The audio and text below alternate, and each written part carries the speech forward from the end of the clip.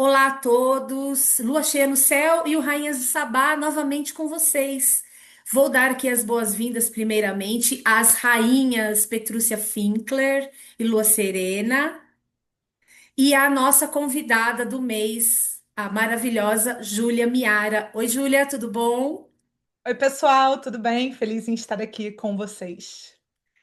A Júlia Miara é professora, pesquisadora e escritora. É doutora em História e Filosofia Antiga da PUC do Rio de Janeiro, mestra em Filosofia Antiga pela mesma instituição e graduada em Filosofia pela Unirio. Ela é professora, ela é professora da pós-graduação Lato Sensu em Filosofia Antiga do CCE da PUC do Rio de Janeiro e ministra cursos na Casa do Saber. A Júlia também desenvolve pesquisas nas áreas de estudo de gênero na antiguidade, religiões, narrativas míticas comparadas e filosofia. A Júlia também é autora do livro Deusas, Bruxas e Feiticeiras, Histórias de Quando Deus Era Mulher, publicado pela editora Planeta, que é este aqui, ó, maravilhoso. Estou lendo e amando muito. Deixo aqui para vocês já de antemão essa recomendação. Muito bom ter você aqui com a gente, Júlia. Uma delícia estar aqui com vocês. Depois de tanto tempo, conseguimos marcar finalmente no momento certo. Sim, com certeza. Acredito que sim, momento certo, né, gente? O nosso tema de hoje é deusas, demônias, bruxas. Hoje, ainda mais no meio pagão e bruxo, esses termos são sinônimos de poder feminino, espiritual e material. Mas no mundo profano, aí no dia a dia, né, do que a gente vê, né, o tempo todo, durante milênios e até hoje, esses termos trazem medo, preconceito e intolerância. Mas não foi sempre assim, né, gente? Houve um tempo em que o feminino era visto de outra maneira. Desse tempo, as poderosas figuras femininas, mesmo soterradas, demonizadas, ofendidas, a energia delas ainda é latente entre nós. Eu acho que tanto a gente que está nesse meio bruxo, neopagão, filosófico, junguiano, quanto no mundo, talvez de uma maneira mais sombria, mas eu acredito que essa energia feminina poderosa está sempre aí, né? Então, para começar essa conversa, eu vou perguntar para a Júlia, o que a figura da deusa representa para você e como que ela apareceu pela primeira vez na sua vida? Uau! É uma figura, é uma pergunta, na verdade, né? Que parece ser uma pergunta super simples, né? O que que a deusa significa para você? Como é que ela apareceu na sua vida? Mas existem muitas maneiras de responder isso, né? Eu acho que quanto mais simples a pergunta, mais difícil ela é, na verdade, né? Mas eu vou tentar, não exatamente responder, mas talvez comentar essa questão, né? Veja só, né?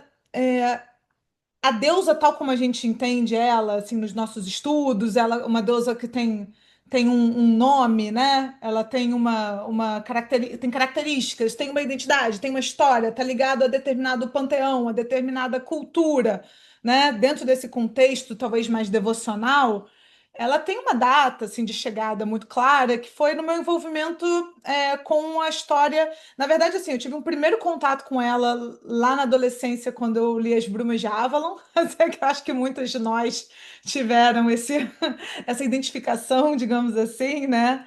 É, e aí depois eu reencontrei esse tema, né, no final da minha trajetória de graduação na filosofia, né? O meu estudo, eu acabei indo para filosofia antiga, e no meu estudo de antiga eu fui para os estudos clássicos, e nos estudos clássicos eu cheguei na mitologia grega, que foi a minha grande referência religiosa, mitológica do mundo antigo, né? E aí eu tive esse primeiro contato intelectual, né, de pesquisa, de um interesse por esse tema, que eu já adianto para vocês, gente, eu não separo intelecto de afeto. Eu não acho que a gente se interessar intelectualmente por uma coisa é diferente da gente sentir um chamado. Eu acho que essa visão de mundo binária é meio tosca, não tô meio simples demais, digamos assim. E eu acho que quando a gente se interessa intelectualmente por alguma coisa, tem desejo ali, tem libido, tem chamar, tem tudo, né? A gente aprendeu a pensar que nossa mente é um negócio separado do nosso corpo, que são, cada uma é uma entidade diferente. Eu não entendo muito assim. Então, e ainda mais porque eu sou uma pessoa muito intelectual, assim, me atraio muito por esse tipo de coisa, experiencio muito as coisas através do estudo. Então, para mim, essa atração intelectual é desejo, é chamado, é tudo, né? Então, eu tive esse primeiro contato nesse momento, que foi um contato assim do desejo da pesquisa, do estudo, que foi pela mitologia grega. É, eu já tinha visto algumas aparições, assim, digamos assim, mais entre sombras, assim, né? Entre linhas da deusa na cultura hebraica, né? Que é muito curioso, porque a gente entende a cultura hebraica como normalmente a cultura patriarcal, monoteísta por excelência, mas isso também é uma leitura, né? Isso também é mais uma leitura, isso também é mais uma produção, né, muitas vezes colonial, sobre a cultura dos outros, né? Então eu tive ali uma aberturazinha à deusa dos hebreus também, já tinha visto antes, já tinha sentido esse interesse, mas tive a oportunidade de transformar esse estudo no ofício da minha vida, né?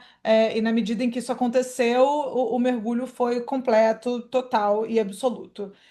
Eu tive um segundo encontro com a deusa, dessa vez um encontro de outra ordem, né, que foi durante um processo cirúrgico que eu fiz, que foi uma coisa super. Não vou dar detalhes, não, para vocês não passarem nervoso, mas só resumindo aqui a história, né? Eu acordei durante o processo cirúrgico, né?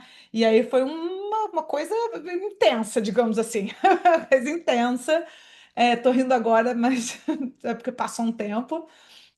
E nesse momento eu tive uma série de alucinações para alguns, visões para outros, você pode escolher a sua perspectiva, né? Mas aí eu tive uma relação, digamos assim, mais direta com a deusa, e foram duas que são assim minhas senhoras. Gosto de muitas, mas essas são as que eu tenho uma relação mais próxima, que foram Hecate e Perséfone, né? Foram as duas divindades que apareceram lá para mim, e aí a relação ficou mais pessoal ainda, digamos assim, nesse momento.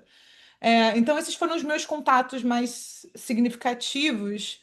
E o dia a dia, né, gente? O dia a dia. Eu vivo disso. Eu vivo de estudar sobre isso, de falar sobre isso. É uma presença constante na minha vida. Então, eu considero que é um casamento, assim, é um emparceramento constante aqui. Agora, o que que significa, né? O que que simboliza? Eu acho que existem muitas maneiras da gente pensar e se relacionar com essa questão do significante, do significado, né? Às vezes eu me relaciono com a deusa na posição de alguém que está buscando orientação, cuidado, né? Uma figura cuidadora, quase parental. A gente não costuma falar a grande mãe, a mãe divina, né? Então, assim, às vezes a deusa é uma figura parental. Às vezes é uma figura cuidadora, às vezes é um oráculo, né? Existem às vezes sou eu, assim, às vezes a deusa está simbolizando ali um momento meu. Então, dependendo da época, eu vou estar mais vinculada a divindades quitônicas do submundo ou outras, né? Eu vou me relacionando por afinidade, de acordo com o meu momento também. E aí a divindade vai funcionar como uma espécie de espelho, como uma espécie de reflexo daquilo que eu estou vivendo. E em outros momentos, ao contrário, é a falta, aquilo que eu não sou, não estou conseguindo ser e gostaria de acessar de alguma forma, né? Então eu vou de alguma forma convocar essas histórias, esses símbolos, essas narrativas, essa presença, essa figura, né, no que me falta, né? Então, respondi sem responder, né? Uma resposta muito em cima do muro, mas é verdadeira para mim, porque o que que é? É uma mãe, né? É uma figura cuidadora, é um oráculo, sou eu mesma, é o que me falta, é o que eu gostaria de ser, é o que eu estou precisando convocar, né? É aquilo que na relação comigo ganha uma forma, né? Ganha uma forma. Tem algumas formas que são mais constantes. Eu, pessoalmente, sou mais atravessada por divindades quitônicas, Então, Hecate, Perséfone, Ereshkigal, Inanna também, claro, né? Ereshkigal e Inanna eu entendo quase como uma deusa dupla. Lilith, né? São divindades que andam mais comigo, digamos assim, né? Estão mais presentes. Mas eu também amo Afrodite, por exemplo. Amo a Hestia. Nossa, eu tô tão Hestia esses dias, assim. Quero ficar fazendo fogo no meu quintal. E é isso que eu quero, cuidar do espaço interno, sabe? Então, acho que é isso, assim, resumidamente. Não achei em cima do muro de forma alguma. Achei, assim, belíssima a sua maneira de trazer todas essas fases e facetas. Você falou de uma forma, assim, muito bela, eu achei. Não achei em cima do muro. O que que é Deus para você? É tudo. É o que eu preciso no momento, né? É o que eu preciso na hora. Meninas, a gente já falou aqui em algumas edições sobre como foi a primeira, né, a nossa primeira impressão, a primeiro momento no qual a gente soube que existia deusa, deusas, né? Então hoje eu queria ir um pouquinho além, né, para a gente saber como hoje, na vida de vocês, a deusa se mostra e o significado, né, a representação dessa entidade absoluta na vida das mulheres, que é a deusa. E aí eu vou começar com a Petrúcia. Nossa, muito legal esse tema. Acho que a gente nunca tinha explorado dessa forma, né? Essa fala sobre a deusa. Eu entendo que, na minha maneira de ver, existem as deusas personificadas como figuras mais próximas, e para mim elas existem reais, elas são objetivamente reais, elas não são arquétipos, isso é a minha maneira de abordar o tema. Mas para além delas existe esse grande espírito, essa grande consciência cósmica. E para mim essa grande consciência cósmica é deusa, né? Então ela para mim tem essa é a criatrix, a criadora, essa energia é para mim feminina. E é engraçado porque eu me sinto ela é de conforto, de proteção, como Júlia estava falando. É uma figura que eu recorro para uma calma específica, para não me sentir sozinha no cosmos, porque às vezes é muito louco, às vezes a gente se sente meio tipo assim, eu tô aqui nesta bola girando em torno de um sol, nesse sistema solar, dentro de uma coisa que é muito gigantesca, e às vezes eu tô, sei lá, viajando em algum lugar muito ermo e disse, nossa, eu tô tão sozinha, e aí, não estou, né? Ela está comigo sempre, né? E ela tá. E para mim ela também é Gaia, onde eu piso, de quem eu me alimento, que me deu corpo. Ela para mim é tudo, né? Júlia até usou essa expressão para mim, então é muito tudo. E eu só queria complementar dizendo que tem uma coisa muito interessante quando a gente sente essa energia divina feminina, que para mim ela emerge do chão para nos abraçar, ao contrário da energia divina masculina, que eu também reconheço, que parece que pede um enlevo, parece que tem uma coisa realmente mais celestial ligada a ela. E eu sinto muito essa energia quando eu trabalhava com as bênçãos do útero e tinha a bênção mundial do útero e sentava em roda com mulheres, ou eu sozinha recebendo. Essa energia parecia que vinha do chão e eu sentia o corpo físico ganhava a força gravitacional ficava muito forte e quando vem a bênção do útero, quando tá recebendo, é quase impossível de se mexer. E eu compartilhei essa experiência com outras mulheres e elas concordaram comigo que parece que você não consegue se mexer naquele momento que a energia tá vindo, porque tem um troço que parece que sobe e te acolhe e ao mesmo tempo você não pode se mexer. E é maravilhoso e parece que você não pode não sei se é porque não vai quebrar o encanto ou o que é, mas parece que sobe uma coisa que abraça e o corpo fica junto da terra. E isso eu senti também visitando Chalice Well, em Glastonbury, que é um lugar da deusa, que é aquela água com gosto de ferro, que é o sangue, né, da grande mãe. E lá é um lugar que você senta naqueles jardins e sente a mesma coisa, como se estivesse dentro da bênção, como se tivesse essa coisa abraçada. E tem um outro lugar em Glastonbury, que é uma igrejinha que tem essa mesma, que é uma igrejinha feminina que tem essa energia. Tem isso em alguns outros lugares que foram da deusa anteriormente, que foram constituídas igrejas sobre esses locais, que às vezes você para e sente essa mesma coisa, né? Então tem essa uma energia muito, muito, muito acolhedora e que nem sempre essas deusas que a gente vai falar já já, né, com quem que eu me relaciono mais diretamente, nem sempre essas figuras com quem eu me relaciono vão me dar exatamente esse colo que essa grande mãe me dá. Acho que é isso. Ai, Petrúcia, belíssima, amei a sua experiência, inclusive você trazer essa sensação em diversos lugares diferentes e a mesma sensação, achei incrível. E você, Lua, como você vê hoje esta deusa que te chamou lá atrás, né, e disse: Vem cá, minha filha. Ah, e hoje eu vejo, bom, eu amo, né, o feminino, assim, eu trabalho basicamente com mulheres, a minha escola chama Instituto Mãe Terra, eu tô totalmente ligado ao feminino, desde sempre eu gosto de ser mulher, eu gosto de mulheres, gosto da companhia de mulheres, muito mais do que da companhia de homens, então eu não faço dissociação da deusa e das mulheres, eu faço, coloco cada uma no seu lugar, mas para mim eu vejo que as manifestações materiais são manifestações materiais de realidades mais sutis. Então eu vejo que nós, enquanto mulheres e pessoas que se conectam com esse feminino sagrado, eu acho que manifestam em seus corpos essa energia, né? Essa coisa que é mais sutil, assim eu vejo.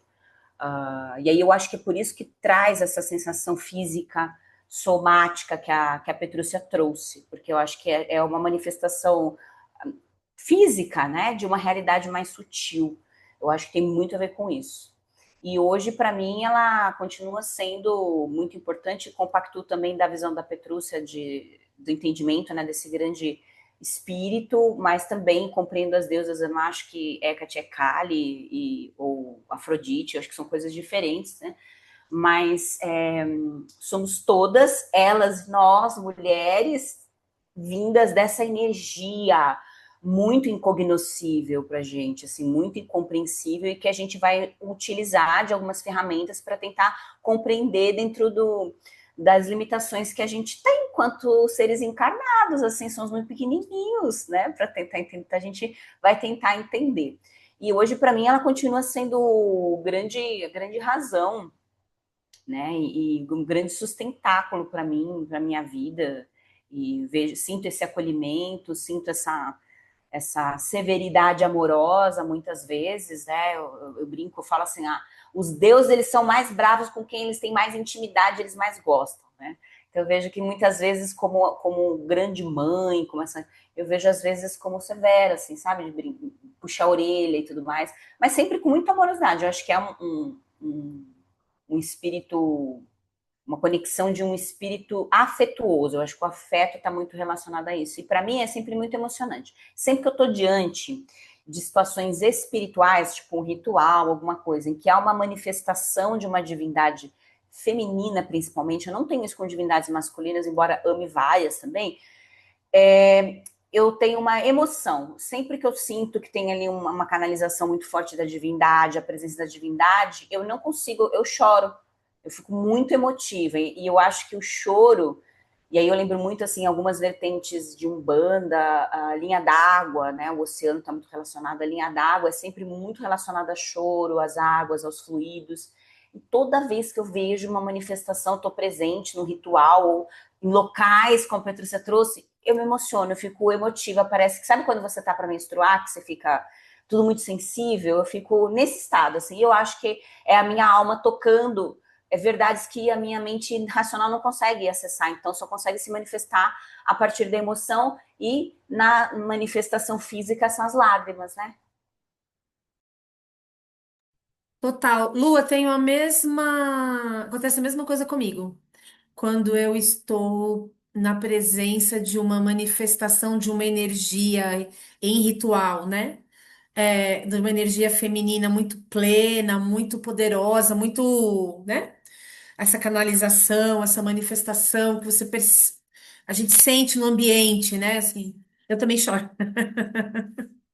Eu fico bastante emocionada também. E aí, colocando aqui, né, a minha visão, né, da deusa, é, eu hoje penso que com um letramento mais feminista, político, social, vou trazer esse lado também, né, para a conversa. Eu vejo a deusa do meu lado e do lado de outras mulheres, principalmente, obviamente, aquelas que a reconhecem de diversas formas, né? Trazendo uma força e um empoderamento muito importantes, né? A energia da deusa, e também concordo com o que vocês falaram sobre existir acima de tudo uma energia criadora feminina, né? É com ela que eu me conecto de uma forma muito mais próxima, né? Eu acho que essa energia, quando a gente alcança de alguma maneira, e existem várias, né? Como a gente está falando aqui, né? Todas nós, essa energia, ela traz uma alegria e um orgulho de ser mulher, né? De existir neste feminino, seja ele como for. Não existe um, né? Não existe um caderninho com regras de como a gente tem que ser mulher, né? Mas existe um arcabouço feminino, né? Então eu acho que hoje ela traz para a minha vida um orgulho, uma alegria desse feminino em ser mulher, e fora desses estereótipos, né? Cada uma, e eu mesma, e como a Júlia até comentou, né? Em cada momento a gente vai alcançar um lugar desse feminino, né? E eu me sinto assim também, né? Cada momento eu vou. E todos vão ser lugares do feminino, inclusive aqueles que as pessoas acham que é lugar do masculino. E aí a gente estava comentando, né? Sobre essas deusas mais primordiais, né? Vou falar aqui o nome de algumas, como Ishtar, Inanna, Hécate, Gaia, né? Que a Lua trouxe, entre tantas outras. Quais são as que mais tocam e inspiram vocês? Vou começar com a nossa convidada Júlia, que já comentou sobre Hecate, né? Trouxe Perséfone também. E aí eu queria que você contasse um pouquinho assim dessa sua relação, aquilo que você gostaria de dividir com a gente e o que essa deusa, vamos falando aqui de Hecate, inspira na sua vida. Vou falar então eu chamo Hecate, né? Então eu vou ficar aqui com a minha pronúncia. Vou falar um pouquinho de Hecate, mas queria falar um pouco Tranquila?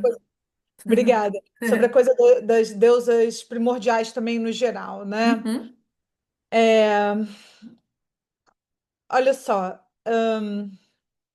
quanto mais eu me aprofundo nas histórias, assim, quanto mais eu estudo mesmo, eu percebo algo que eu tenho percebido, tem ficado cada vez mais claro, que é o que eu tenho chamado de megaladeusa, né? Tem algumas divindades ou algumas histórias de certas divindades, enfim, que elas tendem a uma divindade que acumula funções, digamos assim. Quando a gente pensa em cosmogonias, né, em narrativas de criação do cosmos, que normalmente também são teogonias, também são narrativas em relação ao nascimento dos deuses, existem gerações divinas, né? Existem deuses mais jovens, existem deuses mais velhos, né? E a tendência é quanto mais velho o deus ou a deusa, mais totalizante ele é, né? Ele tá ali mais próximo. E eu vou trazer até uma imagem científica aqui para gente, né?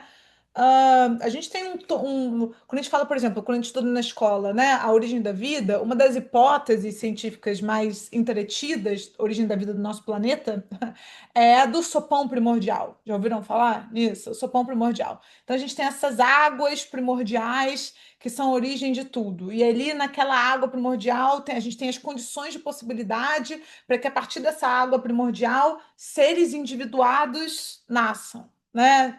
Venham a existir.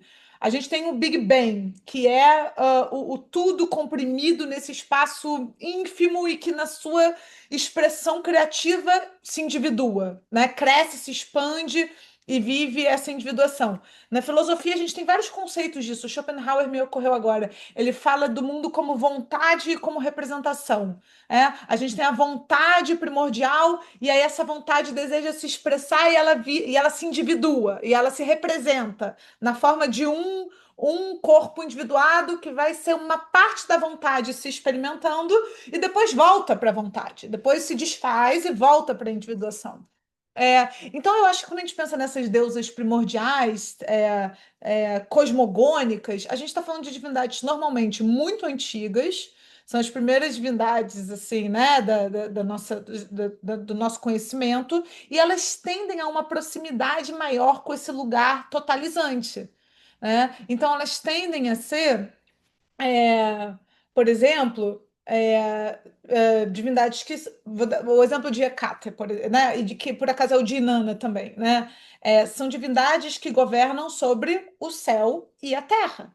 São divindades. A Petrúcia estava falando, né, da coisa talvez de uma energia mais Gaia, né? Mais telúrica, né? Mais terra. Mas a gente também tem divindades que são totalizantes nesse sentido, né? Rainhas do céu e da terra. E aí, esse céu e terra é quase um epíteto para uma coisa mais profunda ainda, que na verdade elas são rainhas do céu, da terra, dos mares, do submundo. É uma ideia de rainhas da totalidade, né? Que governam. São divindades que fazem movimentos de catábases e anábases, né? Então elas vão para o submundo, elas ressurgem, vão e voltam, vão e voltam. Então elas vão representar também os ciclos de transição da natureza, as estações do ano que são essa multiplicidade aparente, né, que por detrás tem uma unidade inaparente, né? Então dialoga um pouco com isso que a gente estava discutindo, que tem as deusas, né, e a grande deusa, né, que é essa energia criadora fundamental, que é essa lógica, né? É justamente nesse lugar dessa lógica. Então, por exemplo, Hecate é uma divindade que a gente hoje tem uma relação com ela, e eu acho incrível, tá? Porque eu estudo Hecate há muito tempo, tenho uma relação antiga com ela, eu vi que nos últimos 10 anos ela chutou a porta e entrou assim, né, no psiquismo de todo mundo, e todo mundo hoje sabe quem é Hecate, eu acho isso uma coisa maravilhosa, né? Mas Hecate, por exemplo, quando a gente olha, a gente conhece muito Hecate por ser uma deusa das bruxas, uma deusa quitônica, uma deusa sombria, uma deusa relacionada ao submundo, às encruzilhadas.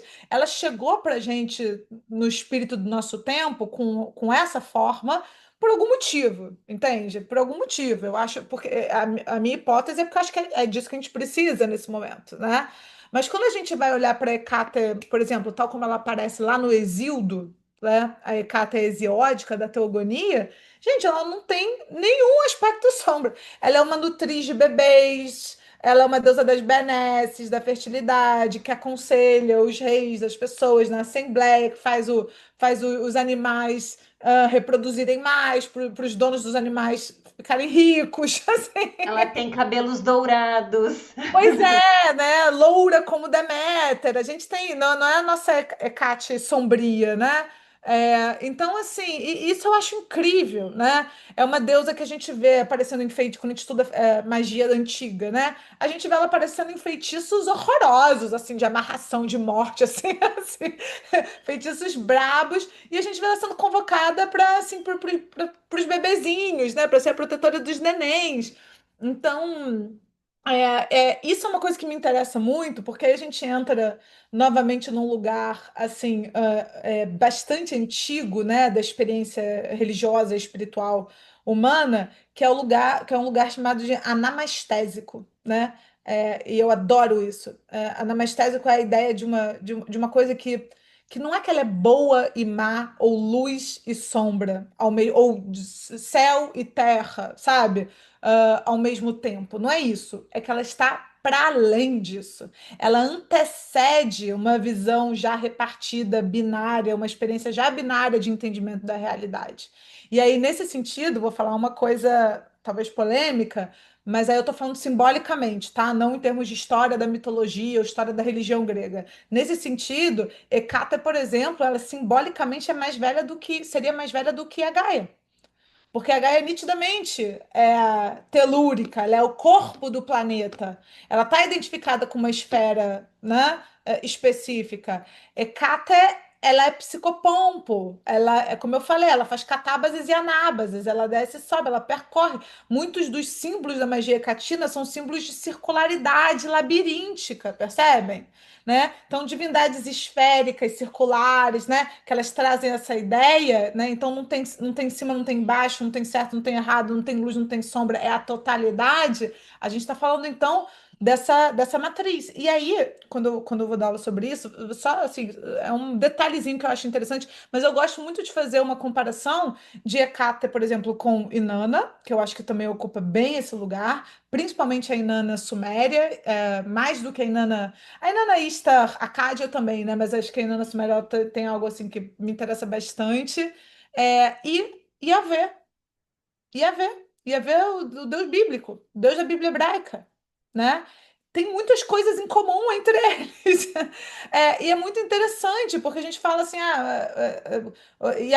Deus, né? A gente é Deus, o Deus, né? O Deus, o único Deus, aquela coisa toda. Muita gente não sabe que ele é uma divindade com um nome, com uma história, né? O nome dele é Yahvé, ele não é Deus, ele é né? Ele é o Deus chamado Yahvé, né? Ele é Que um deus, né? Um dos deuses, né? é um Deus, mas é um Deus o quê? Totalizante. É um Deus anamastésico. É um Deus Senhor do céu e da terra também. Se a gente vai lá ler o texto bíblico, a gente vê que ele fala de outros deuses, ele só não gosta. Assim, ele vai dizer, mas ele é uma divindade que vai totalizando esses elementos também, né? Então, que se propõe a ser a Ele é fonte bem de a cara da tudo. humanidade, né? A humanidade agora é bem a cara assim. Tem outros, mas eu sou melhor que todos. Mas eu sou Eu um, sou o né? único, Eu eu sou o sou o único. ser, eu sou o ser, eu sou a origem ontológica dura de toda a experiência, É, né? uhul. Então, então assim, a gente vê que tem deuses que ocupam esse lugar também, né? Eu mencionei aqui para vocês Hecate, mencionei para vocês a Inanna, eu acho que a era micênica em algum momento também ocupa esse lugar, e certamente em outras culturas também teremos essas divindades totalizantes, né? Então acho que é isso, né? Pensar em divindades teogônicas e cosmogônicas, a gente tende a ir para essas megala divindades, né? E quanto mais a gente vai vendo o passar da história, né, e a nossa relação, enfim, o desenvolvimento das sociedades, a nossa relação com a estratificação das esferas sociais e das camadas de poder, enfim, e as divisões de papéis de gênero, por exemplo, a gente começa a identificar que as divindades vão assumindo funções mais restritas, porque a gente não está mais no caldeirão, né, do sopão primordial, da origem de toda a existência. A gente já vive numa sociedade estratificada, e aí a gente tem divindades que são responsáveis por aspectos específicos da experiência ou da realidade, né? Mas eu gosto muito, eu adoro muita gente, mas eu gosto muito dessas divindades que tendem a coisa anamastésica, tendem a sair da lógica do luz e sombra, bem e mal, só esse aspecto da experiência, e tendem a ser assim acumuladoras de um cosmos unificado, digamos assim. Deu para entender? Claro, com certeza. Estava falando, inclusive, Perséfone tem um epíteto, né, de Megalateia, né? Acho que você deve saber, né? Que ela tem, inclusive, esse epíteto. Você no começo ali falou, né, sobre Hecate e Perséfone. E eu Pois é, por quê? lembrei, Porque é primavera e mostra-se, morte, né? é, e aí mostra-se também exatamente isso que você falou, né? Em algum momento essa deusa já teve outras, né? Com certeza, né? Pois é, a gente tem aqui os opostos que parecem opostos, mas só na nossa leitura fragilizada. Maniqueísta. Não são opostos, né? São partes de uma unidade fundamental. E aí, Sim. Core, Perséfone e Deméter vão fazer aí uma trindade, né? De alguma forma. E a gente tem a Cata, às vezes, como a face escura da deusa nessa história. Enfim, tem várias maneiras de ler, né? De entender esses posicionamentos que as divindades vão se colocando ao longo do tempo, né? Sim. Aproveitando que você falou sobre essas questões, eu vou falar um pouco sobre Ishtar, que é uma deusa que me toca hoje e me inspira muito, né? E eu tive um sonho com Ishtar, né? Acho que faz uns 2 anos. Tive um sonho, no qual ela apareceu no meu sonho. Eu entrei num templo antiquíssimo, muito simples, assim, do lado de fora. Ele era todo branco, era só um quadrado, assim, com uma porta no meio.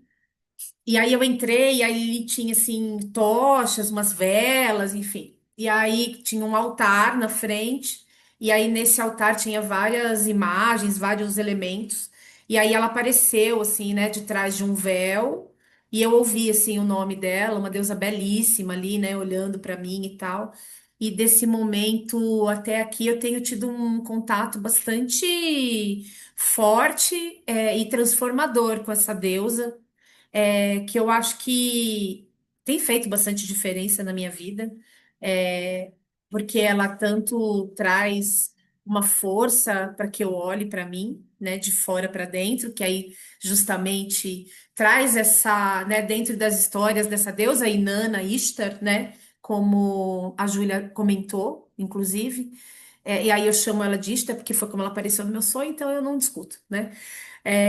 E aí ela traz, né, essa inspiração e essa força para que eu olhe de fora para dentro, para aquilo que estava escondido, espreitando, né, nas sombras, esperando para se mostrar. E eu acho que a própria história, né, da descida de Inanna Ishtar ao submundo, demonstra essa necessidade que temos, né, saindo um pouquinho de mim, né, e passando, né, para todos, temos essa necessidade de olhar verdadeiramente para dentro, né, e despir-se das máscaras, das personas, né, em cada portal do submundo, conforme ela vai adentrando, no Curnugo, né, que é o submundo babilônico, ela vai deixando uma coisa, uma coroa, uma roupa, uma pulseira, um brinco, né? Ela vai, quando ela chega lá no fim, ela está completamente despida para se encontrar com Ereshkigal, né? Que aí não muda de nome, né? Ela é o mesmo nome tanto na Suméria quanto na Babilônia. E Ishtar também tem a exuberância do feminino, que aí justamente isso que a Júlia traz, né? É um símbolo de uma megalateia, né? Porque ela atua em diversos, ela foi pegando para si, ela foi indo e ela foi pegando para si diversas atribuições. Então, hoje, se você pega ali, ela tem diversas mesmo, assim, tem textos cuneiformes que colocam ela como uma deusa completamente ligada a tudo, né? Assim, a os momentos ali da vida, da sociedade, né? Aí eu vou destacar alguns, né, que a gente tem mais comumente, que é esse feminino, a feminilidade, o sexo, né? Uma deusa de guerra, uma deusa da justiça, do amor, enfim, tantas outras coisas, né? Então, essa deusa tem me inspirado muito, num primeiro momento, as minhas próprias observações, e eu tenho passado por esse processo e tem sido bastante interessante. E com certeza a gente não. Aqui, por exemplo, né, falando sobre ela, dá para levar também para outras pessoas, e é algo que no futuro eu pretendo fazer. Mas é essa deusa que hoje me inspira tanto, e a história e a energia e a força dela tem sido muito potentes assim na minha vida. E você, Lua? Conte-nos. Ah, é muito inspirador ouvir vocês falarem, acho muito legal. Bom, eu sou muito poliafetiva com as divindades, né? Então, eu tenho muitas divindades que eu amo muito de paixão. Eu pendo mais, obviamente, para o panteão que a gente conhece como panteão grego, mas, assim, para mim, quanto mais antigo, quanto mais misterioso, quanto mais eu me sinto atraída. Então, eu comecei a estudar o panteão grego e as deusas, obviamente, muito mais do que os deuses, embora também os tenha estudado. E aí, toda vez que eu começava a estudar, eu caía onde? Creta. E estudar Creta, Minoicos, Creta. Falei, cara, tem que estudar essa galera aí, porque tudo leva ali, tudo vai para lá, né? E aí eu comecei a estudar e eu me encantei demais, porque quando a gente pensa no panteão grego, como a gente pensa hoje, cada divindade que a gente vai estudar ali vai levar a gente para uma vida inteira de estudos. E ali, aquele berço ali, o Mar Egeu, as ilhas que a gente conhece hoje como ilhas gregas, né, mas ilhas cicládicas, aqueles povos daquelas ilhas. E aí a gente vai para a costa da Ásia, costa do norte da África, todo aquele mar ali, aquele lugar ali, eu comecei a perceber, cara, ali é um berço muito importante, não é o único, mas é um berço muito importante da humanidade. Eu sou ocidental, então toda a minha cultura é muito baseada em tudo aquilo que foi se desenhando ali. E fui lá eu estudar os minoicos, me apaixonei mais ainda porque não existe a decifração do linear A ainda, então a gente não sabe exatamente, é meio que nem acho que é o Sinclair Hood, que é um autor sobre os minoicos, que ele vai falar, é como você tentar ler uma história só pelas imagens, ler um livro pelas imagens.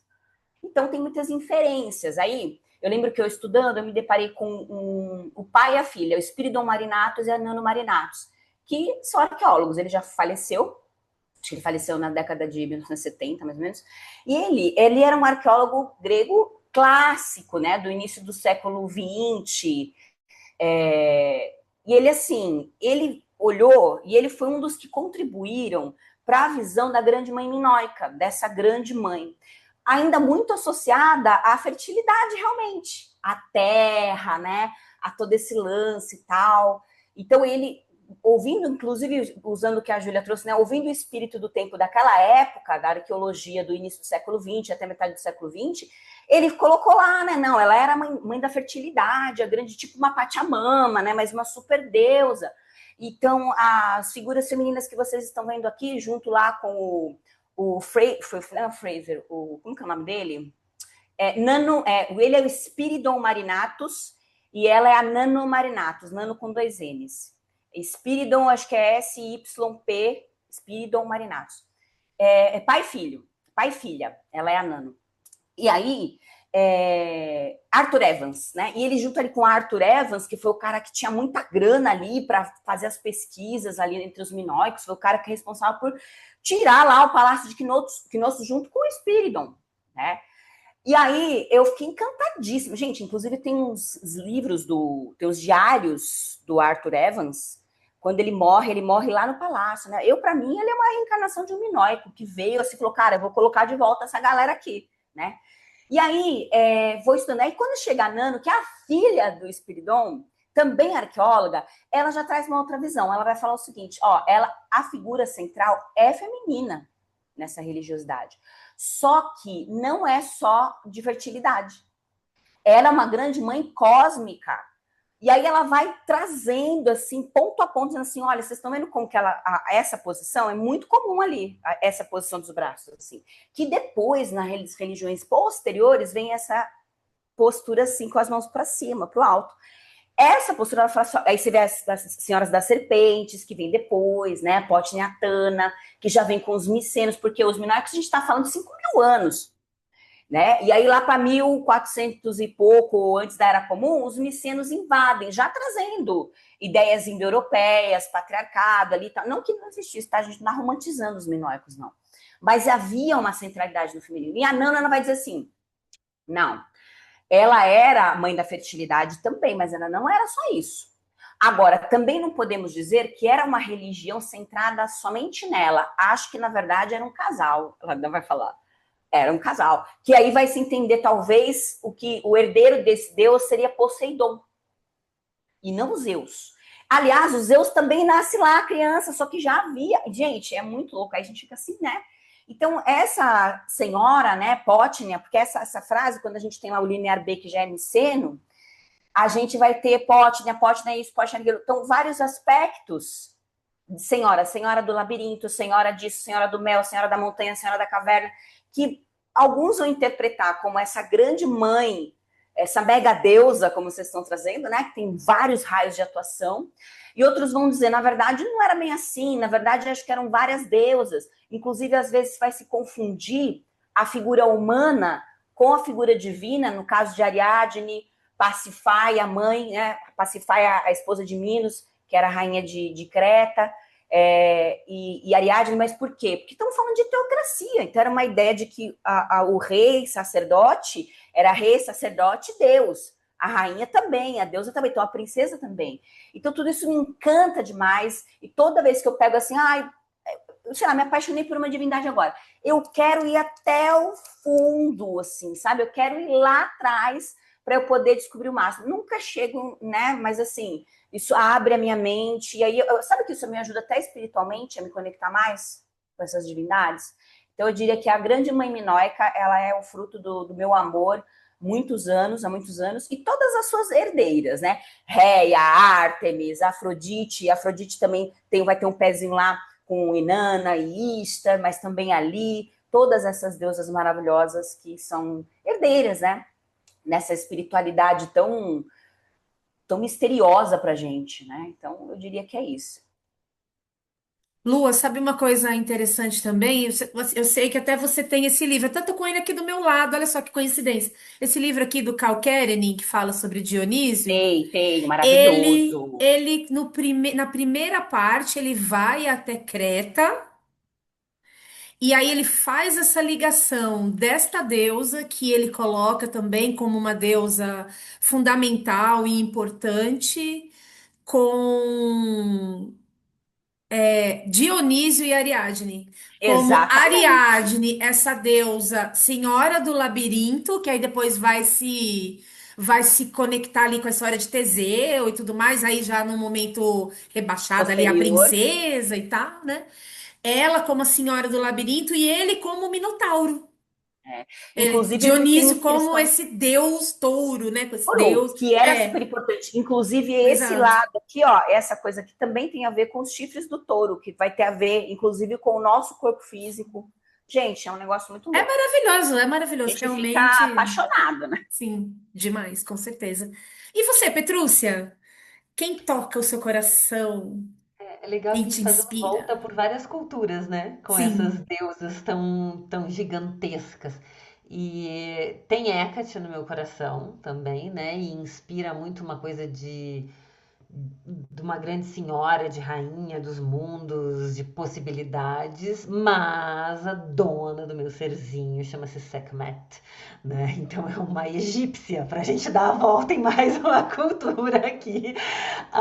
E também se encaixa nisso que a Júlia estava trazendo, das dualidades que esses seres tão primordiais carregam. E Sekhmet é anterior a Ísis. Ela é primordial no Egito. E ela tinha 10 mil nomes antes de dizerem que existia 10 mil nomes. E ela é que dá o papel do faraó, ela que concede o poder do faraó, é dado por Sekhmet. E, e ela é uma grande senhora da cura e também da pestilência. Ela é uma senhora da guerra e também da justiça. Né? Ela é da ordem, ela segura a ordem, ela mantém a ordem de Ma'at no Egito, e ela é da farra, então é tudo, mas tem medidas, né? Que ela Eu organiza. acho que você, a cara dela, ela é sua cara. Também acho, também acho. Tem uma colega minha junguiana também, que uma vez me fala um pouco dessa tua deusa. Eu falei para ela, disse, nossa, ela é muito parecida com você. Mas acho que é isso. E ela também tem essa coisa dos mundos, porque ela é filha de Ra, que é o sol, mas ela acompanha mortos na descida para entregar para Osíris e antes de pesar coração lá com Maat, ela muitas vezes acompanha. Então ela também tem esse papel de poder transitar entre mundos. Ela é muito, muito grandiosa e ela também é entendida como terrível e também lida no nosso momento como uma deusa muito tenebrosa, sanguinária, né, cuja oferenda é sangue. Sim, ela é conhecida, o maior mito por qual ela é conhecida não é o melhor momento dela, vamos dizer assim, mas ela não é à toa que ela é a deusa da cura, que a medicina egípcia tinha ela como patronesse, como matronesse. Então ela reconstitui o corpo, ela reconstitui a psique e ela é muito, muito maravilhosa e ela é a dona aqui da minha casa também, é isso. Deusas e demônias. Lilith, Hecate, Astarte, entre outras deusas. Elas foram demonizadas pelas religiões patriarcais, né? Principalmente ali, falando dessas específicas, Hecate, acho que também, né? A gente pode falar aí das religiões abraâmicas, né? E, inclusive, figuram em magias obscuras, né? Na chamada Árvore da Morte ali, como o nome das Clifote, né? Como vocês veem essa demonização? E aí eu queria colocar uma provocação que é assim: a gente sabe dos perigos, no caso do aspecto negativo, que é você demonizar o feminino, mas também existem oportunidades, né? Oportunidades de você, mexendo nesse lugar mais obscuro, você encontrar algumas pedras preciosas, né? Digamos assim. Então, eu gostaria de saber como que como vocês veem, né? Essa dicotomia, digamos, né? Entre quando a gente demoniza uma divindade feminina, isso traz tanto algo muito negativo, mas também algumas oportunidades. E aí eu vou começar agora com a Petrus.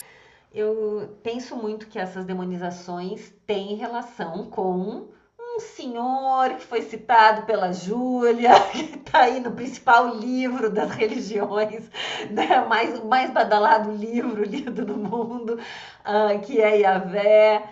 E essa limitação do que pode, o que não pode, uma higienização e a separação de céu da terra, essas tribos do deserto que começaram a cultuar uma entidade que era apenas divina e que eu deveria me curvar e eu não tinha mais prazer com o corpo. Isso foi demonizado, o corpo foi demonizado, tudo que é ligado a corpo, tudo que foi ligado a mulheres, portanto, porque nós somos o tempo todo ligadas a corpo, né? A mulher vive a espiritualidade no corpo. Então eu entendo que a demonização e a separação vem a partir das tribos de Israel, nessa separação da terra e do céu, com o que é bom é só o que é luminoso, é só o que é considerado limpo, puro, e foi separado, houve uma linha ali, né? E nisso suprimimos, reprimimos metade do que somos. Então só é permitido um jeito de ser feminina, né? E todas as outras formas viram loucas. E aí temos as doenças na nossa cultura também, que vamos. As mulheres que tinham histeria e outras coisas que vão acontecendo pela própria repressão desse feminino. Então, eu acho que a gente ter esse resgate. Então, por muito tempo, o medo dessas figuras nos mantinha afastados delas, porque elas eram muito temidas. E raras eram as pessoas que tinham coragem de ir lá espiar por trás dessa cortina. E isso que está acontecendo, que tem até uma coisa muito assim, que todo mundo agora quer, não é de agora, mas tem uma paixão por ser trevozinho, né? Isso é um pouco assim risível por um lado, mas é bom por outro. Porque quer dizer, estamos dispostos a olhar mais. Acho que ainda falta certas coragens. Acho que é muito mais imagem do que uma coragem real de tocar e viver certos aspectos do que é lidar com essa escuridão, o que é esse escuro que essas figuras nos trazem, o que é o tamanho dessa consciência, né? Se Lilith é uma senhora da consciência, se a própria Hera, que é para ser tão luminosa, mas é toda cósmica, o que cabe no cosmos? Cabe tudo. Então, se eu vou tocar em tudo que é possível dessas grandes senhoras, eu vou ter que olhar para dentro do que é possível aqui. E autoconhecimento não é gostoso.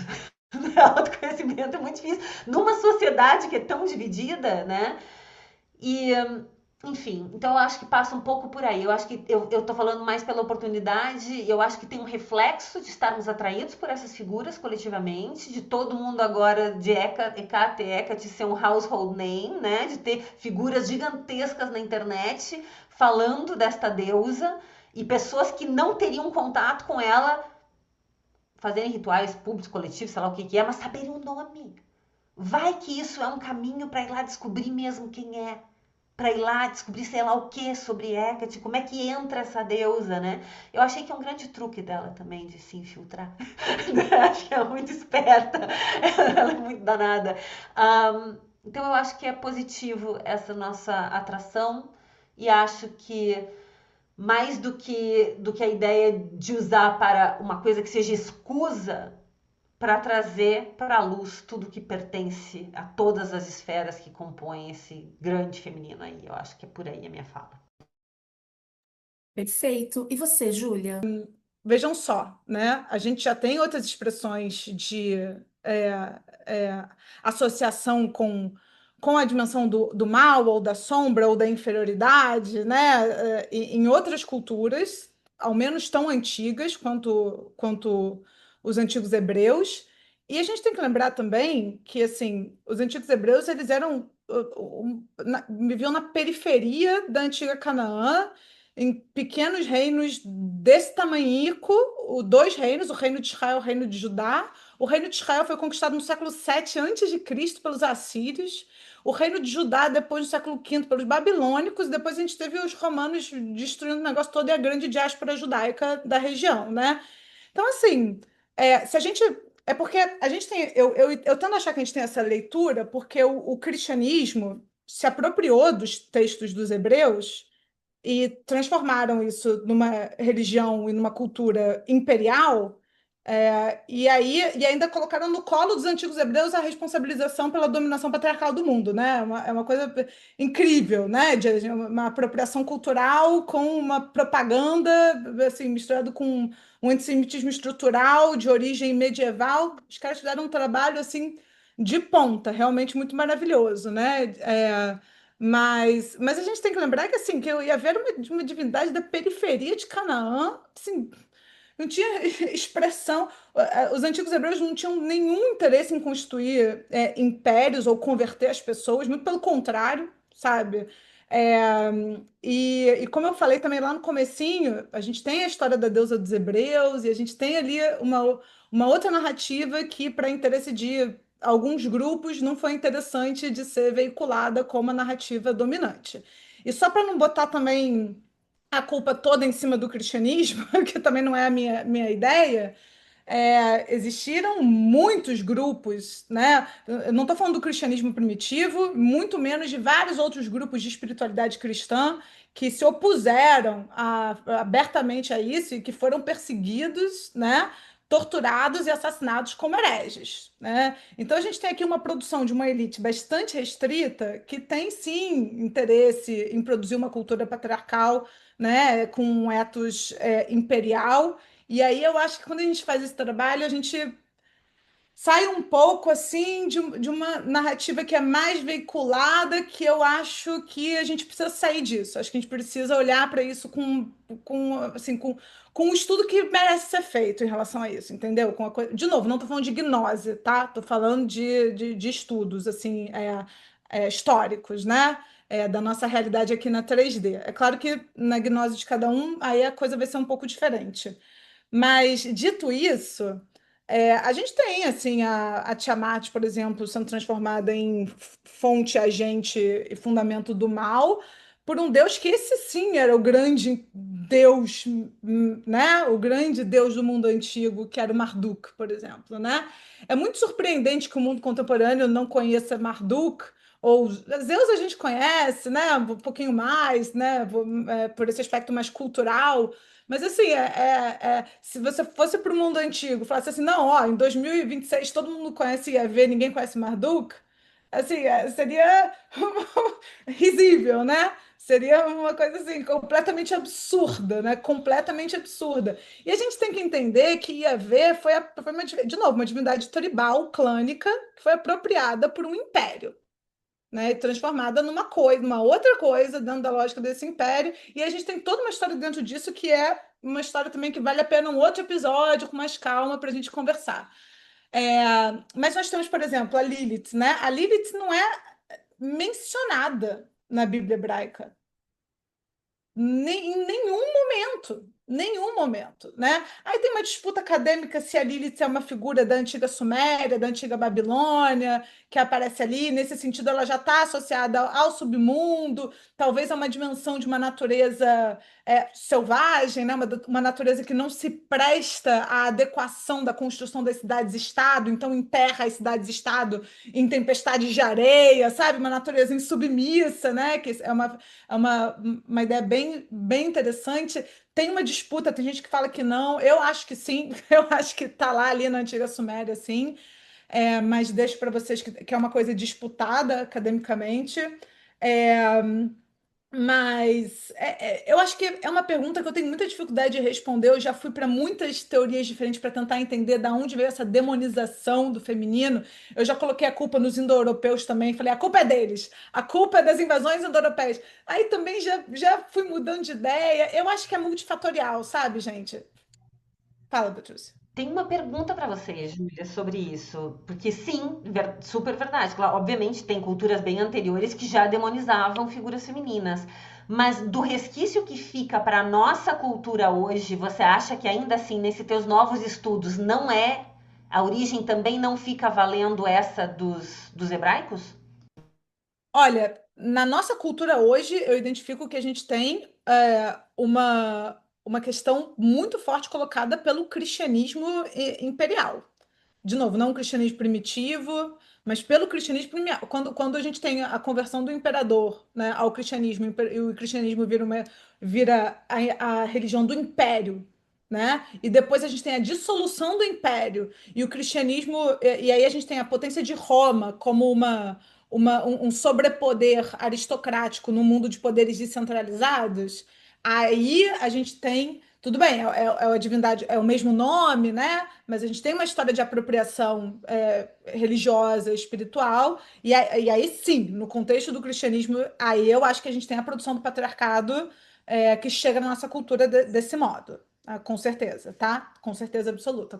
Eu concordo com você, não tô falando. É isso, né? É porque a minha questão é especificamente com o hebraísmo, né? Assim, é nesse sentido que eu acho que é importante trazer as diferenças. Agora, com o cristianismo imperial e depois a história do cristianismo no medievo, que também é uma história com muitas camadas e também não dá para colocar tudo no mesmo saco de gatos. Aí sim a gente tem a produção do patriarcalismo cristão, que depois vai sentar no colinho dos afetos do capitalismo patriarcal, e eles vão dar um megazord titânico bizarro, que é o que a gente recebe como extrato da nossa cultura, da violência, da misoginia da nossa cultura. Então, concordo, tá? Concordo, não estou discordando completamente. Então, gente, só para tentar, já falei muito aqui, né? Mas só para tentar, assim, acho que é multifatorial, acho que a gente super pode explorar cada um dos elementos, acho que tem a ver com, acho que tem sim a ver com a questão é, dos indo-europeus, acho que sim tem a ver com a questão do sequestro das narrativas hebraicas para a lógica do Império Cristão, então sim tem a ver com Yahvé também, com os valores ali. Acho que tem a ver com a dimensão da propriedade privada, da constituição das cidades-estado, acho que tem a ver com o etos de guerra que foi instaurado, né, em determinado momento. Acho que a gente pode ir para o Código de Hammurabi também, já ver, sabe, as opressões. Então, assim, acho que são muitos fatores, né? Acho que a gente pode ler o Engels, ler a origem da família, da propriedade privada e do Estado, principalmente ali nos primeiros capítulos, que a gente vai entender muito bem também essa lógica material da vida sendo imbuída dessa apropriação patriarcal. E a gente pode fazer essa construção até a caça às bruxas, até o começo da modernidade. Entende? Né? Até o final do medievo, começo da modernidade. Então é uma história assim, com muitas camadas. É, então acho que é isso. Muitos elementos. Não acho que o patriarcado ele é algo necessário. Tem gente que acha, né, que o patriarcado ele foi necessário como uma espécie de afeto oposto, complementar para o desenvolvimento. A gente ter primeiro um matriarcado e depois um patriarcado. Eu não me posiciono dessa maneira. Eu acho que o patriarcado ele foi contingente, poderia ter sido outra coisa. A gente poderia ter feito outra coisa com a história da humanidade e a gente ainda pode. Então, o meu posicionamento é um pouco esse. Poderia explicar depois com mais calma por que eu penso assim também. Agora, para acabar, prometo. A coisa das divindades Eu adorei que a Petrúcia falou, pô, todo mundo agora é trevozinha, né? Todo mundo é sombria, né? É, e é muito engraçado isso, porque eu vou jogar aqui algumas divindades, são as divindades que eu gosto, que eu aposto que você, assim, de 10 vocês vão gostar muito de 8 também, sabe? Assim, tá todo mundo adorando Hecate, Perséfone, tá todo mundo, Lilith, né? Tá todo mundo voltando a adorar Dioniso, Pan. Vocês não acham que a gente está num movimento meio coletivo, assim, dessas divindades Sim, ressurgindo? E eu entendo esse incômodo, né, com uma certa vulgarização para quem leva esse negócio a sério, né? Para quem está aqui fazendo o trabalho da deusa no dia a dia. Às vezes tem uma certa vulgarização que incomoda mesmo, né? Que é tipo, puxa, trate com respeito esses assuntos, né? O negócio virou uma coisa tictorizada, né? Mas eu também concordo com a Petrúcia no sentido de tem algo bom aí também, né? Tem algo que sim, a gente tem que ter respeito, tem que ter cuidado, a gente tem que fazer as devidas críticas a isso, mas também tem algo interessante, porque tá na boca do povo, galera. E assim, mesmo que chegou para fazer um feitiçozinho ali do TikTok, se mexeu o suficiente para a pessoa ir procurar um pouquinho mais, tá lindo, tá valendo, sabe? Então a gente tá.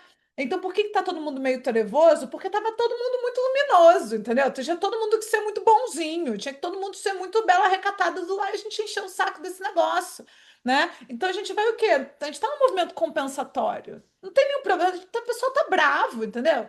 Tem que fazer o trabalho de autoconhecimento dói, dá trabalho, tem que se libertar das coisas dói, dá trabalho, sabe? Difícil mesmo. A gente foi socializado no patriarcado, isso não vai mudar nunca, entendeu? Não tem como a gente fingir que não foi. Então eu acho que esse movimento assim dos deuses mais demoníacos, mais selvagens, mais submundo, eu tenho até um oráculo aqui que eu adoro, que é da Fallen Angels, né? Um oráculo dos demônios. Assim, eu acho que esse é um movimento que diz respeito à nossa necessidade do momento, né? E por mais que a gente tenha que ter cuidado, e a gente tenha que não pode entrar nessa no lugar de uma fetichização. Acho que a Petrúcia trouxe um pouco essa ideia, né? Aí você se veste assim, você faz muito mais para inglês ver do que realmente se envolve com aquilo, né? Então, uma fetichização da estética do sombrio.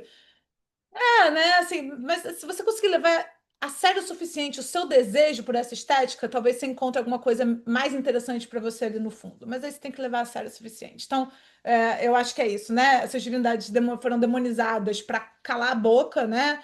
Das mulheres e do matriarcado e das deusas e dos valores que o matriarcado sustentava e veiculava. Os valores do matriarcado, o modo de produção de vida coletiva, o modo de produção de sociedade, de política, de espiritualidade, né? Não foi qualquer coisa, né? Não foi qualquer coisa. A grande pedra disso foi a caça às bruxas. Gente, com os tribunais da Inquisição, a caça às bruxas, eles conseguiram alienar as mulheres dos seus próprios corpos. Conseguiu. A gente não sabe, né? Não sabe. Eu não sei. Talvez a gente esteja voltando a saber as coisas. Eu não sei parir, eu tive que. Demorei um tempão para aprender a coisa dos processos dos meus corpos, não aprendi isso, não saí da minha infância, da minha adolescência sabendo disso. Eu não sei caçar, eu não sei plantar, não sei fazer nada disso. A gente realmente foi alienado, né, dos nossos próprios corpos, da terra. Foi um projeto bem feito. A gente tem que desfazer agora, e a gente está brava. Tá brava, porque vai dar trabalho. Então, eu acho que, assim, a demonização das divindades foi para inferiorizá-las, né, e associá-las ao mal, e agora a gente voltando para o nosso elemento anamastésico, além do bem e do mal, a gente está vendo assim, vem cá que eu quero esse mal para mim, eu quero essa sombra para mim, eu quero essa profundeza aqui para mim, eu quero poder me relacionar com isso, eu não quero fingir que eu sou luz, só luz, né, gente? Somos luz e tal, mas não só a luz, né? Cansei de ser bela recatada do lar, chega, né? Então, é isso, é assim que eu vejo esse movimento. incrível. Pegando aqui uma carona aqui, eu, quando estava refletindo aí sobre essa pergunta, né? Eu acho que essas divindades, elas são extremamente importantes, porque elas tiveram a sua história e características extremamente deturpadas, como a gente já viu até agora, né? Quando eu falo de Ishtar e Nana, por exemplo, quando você vai procurar aí, né, caçar coisas sobre a deusa, a primeira coisa que você acha é que ela é deusa do amor e da guerra. Pronto. Ela é uma deusa do amor e da guerra, né? Afrodite é uma deusa do amor. Hécate é uma deusa ligada à encruzilhada e à magia. Sekhmet é a deusa. Se você vai procurar sobre Sekhmet, você vai ali achar a história que ela foi lá, destruir a humanidade, aí deram cerveja com sangue, aí ela ficou quieta. Então, se coloca as deusas em caixinhas e elas são muito maiores do que isso, né? Então, quanto mais poderosas e relevantes, eu acho que mais demonizadas elas são. Seja demonizadas nos termos de demônio, né? Como a gente falou ali no começo, né? Das clifas e tal, como também de colocá-las num lugar desconfortável, como eu falei agora de Sekhmet, né? Que a única coisa que as pessoas lembram é que Sekhmet estava destruindo toda a humanidade e que para aplacar essa ira deram ali uma cervejinha com sangue e aí ela ficou de boa, né? Então, você coloca as deusas nesses lugares, né, muito complicados, né? E eu acho que, resumindo super, né, colocando assim em termos muito simplistas, né? Tem uma deusa poderosa, eu vou casá-la com um deus, e aí ela vai virar aquela deusa aqui, né, remetendo até a deusa Hera, né? Vou casá-la com um deus, e aí ela vai virar só a ciumenta, que não tem absolutamente mais nada para fazer que não seja ficar caçando as amantes e detonando essas mulheres e, né, destruindo, enlouquecendo, transformando em animal, e, enfim, né, a vira uma caçadora de Nossa, parte meu mulheres. coração, sabia? Parte meu coração. Eu Eu acho que a também, deusa Hera é uma das deusas mais eu também injustiçadas da acho, história do planeta, assim. Eu odeio isso, porque eu ela é muito, também. sinistra, muito maravilhosa. Eu tenho exatamente esse mesmo sentimento que você, parte meu coração também, né? Então você vai demonizar, vai pegar a deusa, vai expulsar do paraíso, vai falar, vai lá morar com os demônios, ou você vai colocá-la abaixo de uma divindade masculina e aí ela vai. Anfitrite é uma deusa que ninguém nem sabe, né? Assim, ela é só a rainha dos mares. E aí Poseidon se transformou no rei dos mares porque se casou com ela. E a gente não sabe absolutamente nada dessa deusa, ela não tem papel nenhum, a não ser parir monstros, né? É só isso que é a única coisa que a gente sabe sobre ela, né? Pensando aí nessa dupla junto com Hera, né? E eu acho a figura de Lilith tão poderosa e necessária, porque, né, pensando na nossa realidade ocidental, cristã, abraâmica, né? Ela é aquela que não aceita as normas ditadas, né? Por essa religião que pega o masculino e, né, coloca ela para cima, né, na época ali, juntando com os romanos, né, que já estavam trazendo isso, né, e aí a gente vai longe, né, porque a gente vai nos gregos também, enfim, esse patriarcado, como a Júlia falou, ele foi construído durante milênios e aí eles tiveram um tempo para fazer ir refinando, né, toda a dialética, todos os seus as suas formas de ir diminuindo, né, esse feminino com Tiamat também, enfim. Mas eu acho tão interessante essa figura de Lilith, porque ela é assim tão simples, né? Assim, ela não quis ela não quis ficar abaixo de Adão.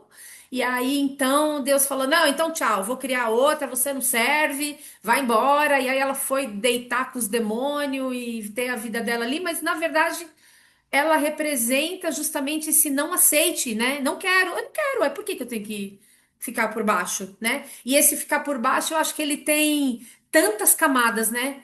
Tão mais do que simplesmente o ato ali em si, né?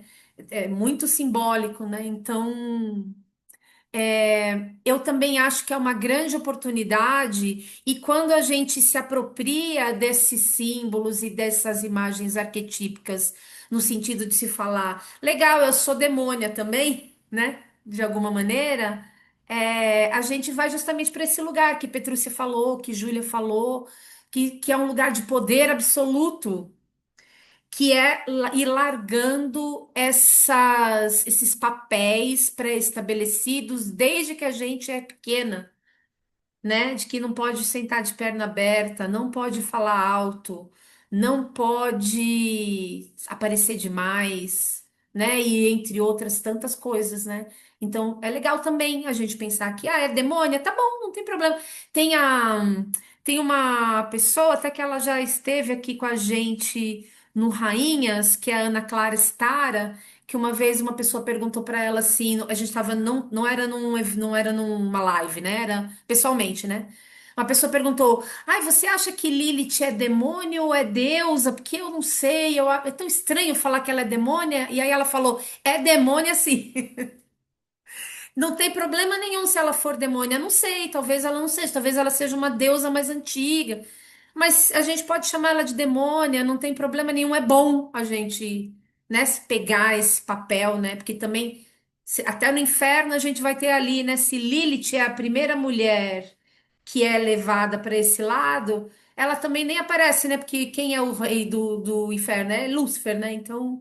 É interessante, né, você pegar essa figura e colocá-la nesse lugar, né, dar para ela um protagonismo, até para que a gente tenha essa licença poética de ser demônias também. Ai, posso fazer um comentáriozinho Pode, muito rápido sobre isso? pode, faz. É sobre uma questão etimológica que eu acho que a gente pode trazer para naturalizar um pouco isso, né? A palavra demônio vem do grego daimon, e os daimons, eles são, assim, psicopompos, são espíritos Sim, intermediários, são mensageiros, né? Não tem nada, assim, de mal num daimon. verdade? E a palavra, por exemplo, para trazer uma outra origem, né, a palavra satã, satânica, né, vem do hebraico, né, o Hassatã, que significa o defensor, né? Então, É meio defensor, meio acusador, né? É uma figura que está numa posição jurídica. É uma figura que fica entre duas causas, né? Então ele acusa, mas ele defende, né? Então, tô entendendo? É porque é difícil sim. traduzir exatamente, né? Uhum. Então, assim, o Eu que já vi traduzido como um antagonista, como um opositor também, como aquele que você tem que opor. É interessante isso, né? Mas eu acho que antagonista opositor já traz uma certa ideia de tá quase inimigo, né? Mas é boa a tradução também. Mas é isso, né? Uma pessoa que é ao mesmo tempo o acusador ou o protetor, o defensor, né? Que ele é um advogado ali, assim, tá ali É o naquela. advogado do diabo. É o advogado do diabo, né? Mas é interessante porque tem uma certa neutralidade moral, é isso que eu estou tentando trazer, não é exatamente mal a origem. Então assim, mas tem sim a questão do intermediar, de estar entre as divindades e os homens, e a humanidade, de estar entre um e o outro, né? De estar ali numa posição intermediária. Então é isso, né? Daimon, Satã, né? Por que não intermediários, né? Que vão fazer essa comunicação, maneiras de comunicar alguma coisa. Eu gosto de pensar assim, para a gente desmoralizar etimologicamente essas palavras, né? Perfeito. E também você está fazendo esse papel de trazer essa provocação, né? Bastante interessante. Um papel lilitiano, eu diria, né? Que você falou que você curte, inclusive, né? A deusa. Lua, por favor, o que que você acha? Ah, eu já estava indo embora já. Não, não, por favor, fique. Bom, eu acho que vocês já falaram tudo que tinham que falar. Eu só queria contribuir dizendo que eu penso também que é multifatorial e que teve muita gente estudando e estudando até hoje o patriarcado, a origem do patriarcado. Tem a Gerda Lerner, que eu acho que é uma referência bastante legal e bastante popular para estudar. E eu, assim, eu me afinizo muito com a ideia, um pouco, não totalmente, com a ideia do feminismo materialista, que vai falar de um ressentimento masculino, né? Por conta, às vezes o Freud vai falar lá, né, bem para frente, lá da inveja do falo, mas eu acho que na verdade existe a inveja do útero, existe a inveja dessa gestação, da geração, e por isso também a própria transformação disso numa obrigação feminina, né? Então você só existe se você for mãe, né? Então a mulher que, sei lá, decide não ter filhos ou qualquer coisa do tipo, sai-se, né? Então eu acho que é multifatorial, acho que teve alguém, acho que foi você mesmo, Cássia, trouxe, eu acho que no decorrer do tempo foi se acrescentando, né? Então vem multifatorial porque é na cultura, na religião, é na sociedade, é em tudo. E vai se acrescentando. Bom, agora o que nós temos que usar? Agora nós vamos usar isso, vamos usar isso, agora nós vamos usar isso, vamos colocar isso, e vai se juntando, e cá estamos em 2026. E eu acho que a grande questão quando a gente fala desse feminino primordial, pré-história e tudo mais, existe o problema dos registros, né? Então, assim, isso é um problema. Então, vão haver inferências, vão haver. Uma hora a história vai pender para é verdade, até faz sentido, outra hora vai dizer não. Acho que muito dos nãos tem uma carga muito forte patriarcal, do olhar patriarcal dos pesquisadores da própria academia, que também é fruto, né, de tudo isso. Então você vai ter esses problemas sempre acrescentando a bola da vez, né? Então, assim, qual é a bola da vez? A bola da vez agora é essa religião aí bem interessante para a gente controlar todo mundo, que vamos chamar de cristianismo, que a gente pega isso, transforma numa religião que, né, com um trabalho de marketing fantástico e mais o poder do medo, né? Pronto, então vai ser isso. E a gente aí tentando me descolar um pouco aqui, fazendo uma visão meio metafísica no tempo, espaço, estamos em 2026, então o cristianismo foi aqui, né? Aconteceu aqui, então está muito presente para a gente. Todas essas coisas que vêm do cristianismo e da romanização, que também não foi só religioso, a romanização foi um trabalho de cultura, de aculturamento, de acordo com uma cartilha ali. E dentro dessa cartilha havia o patriarcado. Né? A Júlia estava mencionando no início a Hestia, e a Hestia tem a deusa romana, acho que é Vesta, não lembro qual que é a deusa, mas que vem ali, tem um lado. Tem Vesta mesmo. Tem um livro muito interessante que é do Fuston de Collage, A Cidade Antiga, e nesse livro é a história de todo o direito, que a gente vai chamar de direito civil, basicamente, tem pouco criminal também, mas é mais civil. E a base do nosso direito, por exemplo, aqui do Brasil, ela tem como base também, essa base primeiro originária, o direito romano, que é esse direito antigo, que é um direito canônico, é um direito que, antes de ser canônico, né, porque é antes da igreja até, esse direito pagão anterior.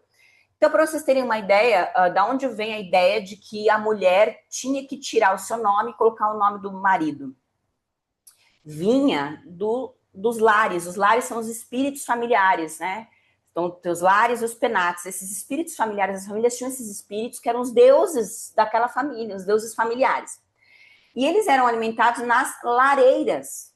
Então, a lareira ela não tinha só o condão de aquecer alimento, que também tinha, né, de fazer comida e de aquecer a casa. Era o local de sagrado, era como se fosse um altar ali mesmo, né? E aí o que acontecia? Quando o homem casava, ele podia levar o seu fogo para casa, né? Então ele levava o fogo dos seus ancestrais para casa. A mulher era proibida. Então ela rompia, daí você tira o nome do pai e coloca o nome do marido. Às vezes retira mesmo, às vezes juntava, às vezes retira, né? E assim ficou obrigado até ontem, galera, na nossa lei, isso caiu em 2002, salvo engano, tá? Que parou de ter a obrigatoriedade de você ter que colocar o nome do marido. Eu casei então, antes, não botei o nome, não. Foi antes, Lu, porque eu casei em 2001 e não botei nome. Minha mãe casou em 2002? Minha mãe, antes, Lu, minha mãe teve a opção de não botar o nome também. Então, eu não lembro, né? Eu não lembro, porque outra coisa para lembrar, não lembro, não. Mas eu sei que o Código Civil de 2002, ele vem consolidar isso, né? Por isso que eu coloquei 2002, que é o novo Código Civil. Que aí veio com a coisa escrita, né? O que já estava sendo usual, né? Já estava vindo isso. Usual, aí foi decodificado, né? Isso, até a ideia do divórcio direto, enfim, tudo isso. E aí que eu acho, né? Eu acho que, na verdade, é multifatorial e cada época vai se utilizar de coisas. E aí, por que eu acho que essas deusas demônias, né? Elas são importantes nesse momento? Porque eu acho que nós estamos num momento de transição de consciência humana. E eu não tenho uma visão cor-de-rosa, positiva, no sentido de que eu acho que vai ficar tudo bem. Eu desejo, eu tenho meu ascendente em Sagitário que me faz uma otimista. Mas eu tenho meu Sol em Capricórnio que faz, não sei, porque isso tudo depende de como nós vamos lidar, mas eu acho que nós estamos numa transição muito forte mesmo. Acho que os maias tinham razão, o mundo acabou em 2012, sim, aquele mundo que nós conhecíamos. Então eu acho que nós estamos nesse momento. Então é normal que venham esses seres, espíritos e divindades que falam com a gente, porque nas sombras, eu já ensinava, né, nós junguianas aqui, Jung, que nas sombras tem muito tesouro. Você não pode sucumbir a ela. Mas se você pisar de mansinho e abraçar e se integrar com tudo isso, tem muito tesouro aí. Então, eu acho que essa é a mensagem de Hecate, Perséfone, Dionísio, de toda essa galera que está vindo aí. Eu acho isso. Maravilhoso, gente. Para finalizar, eu acho que a gente já falou, na verdade, acho que todo esse episódio é uma grande resposta para essa última pergunta. Mas eu queria, assim, finalizar com uma mensagem breve de vocês sobre a importância dessa deusa, da chegada, né, do desvelar desta deusa, destas deusas primordiais, enfim, nos dias de hoje, de maneira a trazer às mulheres e a todos, na verdade, né? Porque eu acho que independe, né, realmente. A gente traz para o feminino porque o feminino precisa de uma imagem e de compreender a sua divindade, mas na verdade eu acho que a presença da deusa e a queda do patriarcado é um benefício para todos, né? E aí eu queria saber como vocês pensam, cada uma no seu, né, no seu universo criativo, que podemos trazer essa deusa para o mundo de hoje, tão patriarcal, tão automatizado.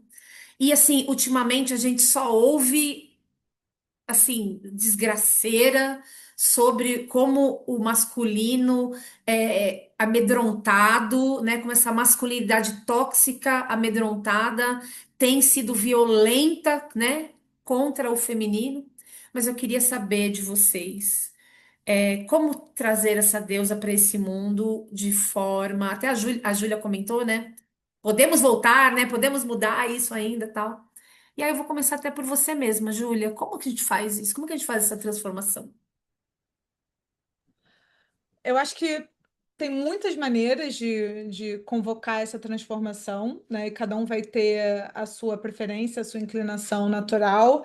Eu vou compartilhar a minha, que é a grande ferramenta de transformação da minha vida. Estudem.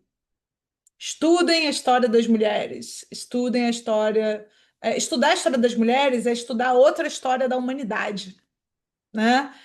Estudem a história das deusas, estudem tudo aquilo que provoca desejo, considerem como uma estrela guia, sabe? Segue o desejo, se interessou, não deixa passar, vai estudar e vai estudar assim bem, estuda profundo, estuda muitas visões diferentes.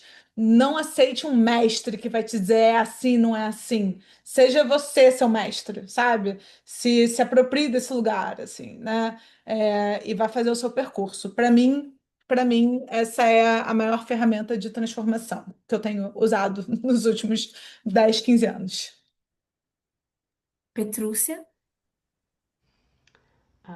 Acho que tem nada é estanque, né? Já teve outras ordens, foi trocando, tem entre deuses mesmo que a gente falou aqui, chega os olimpianos em cima dos titânicos e assim a gente vai trocando e podemos também entender que tudo se transforma. Se não houvesse essa história, não estaríamos também aqui. Então estamos aqui, eu também entendo que faz parte a gente participar de que sementes vamos deixar, por que vai ser construído para o futuro. Eu acho que o Rainhas do Sabá é uma coisa que a gente faz esse trabalho também constantemente aqui, né? E acho que trabalhar a nossa postura de força como mulheres, de valor pessoal, mas de valor por existir, não porque eu tenho que estar em algum padrão ABC, mas pelo valor de existir como fêmea humana, né? E o que significa o feminino em suas muitas manifestações também, e um verdadeiro autocuidado. Então, além de estudar, que eu super tô junto com a Júlia nisso, mas verdadeiro autocuidado, que não é tomar chazinho e banho de banheira, é dar limite para as coisas, é saber dizer não ao que te fere, aonde você sente, isso aqui não é bom para mim, eu vou dizer não. E isso é um verdadeiro autocuidado, isso é muito importante. Lua?